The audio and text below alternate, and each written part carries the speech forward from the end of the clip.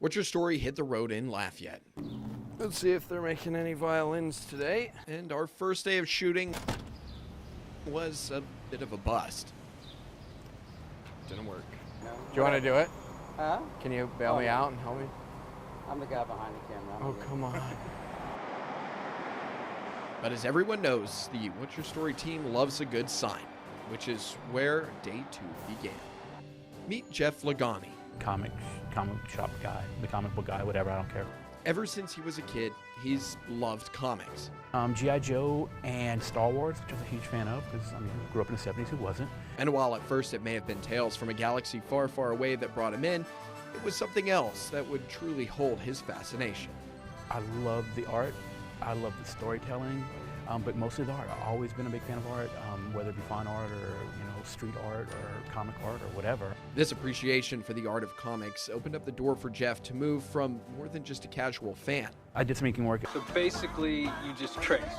It's not tracing, all right? It's a running joke that inkers are just tracers, which is kind of true. Working as an inker for an up-and-coming comic company, Jeff was able to dive into the actual production of the comics that he loved so much. The artist draws it, and then they'd mail me the pages, and I'd do the black over it, and then I'd mail it to the next person to do what they had to do. And it's fun, it's meticulous. Further opening the doors for him to befriend the people responsible for the work that he still reads today.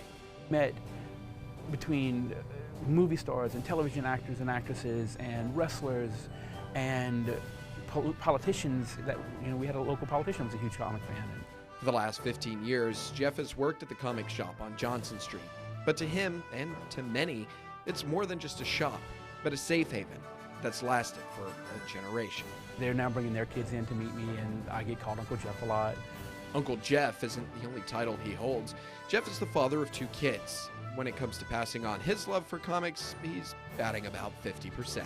My youngest is an artist himself, and he's asked specifically for certain characters or whatever he's looking to draw, or he's looking to read about. So one of them, yes, the other one not so much. You can ask him anything that you want about the comic universe, and he's got an answer for you. The only question he seems to struggle with, his favorite writer. Brian Bendis is one of my absolute favorites. I love Alan Moore, I love Frank Miller, I love Ed Brubaker, I love Jason Aaron, I love Jonathan Hickman. There's a list as long as my arm.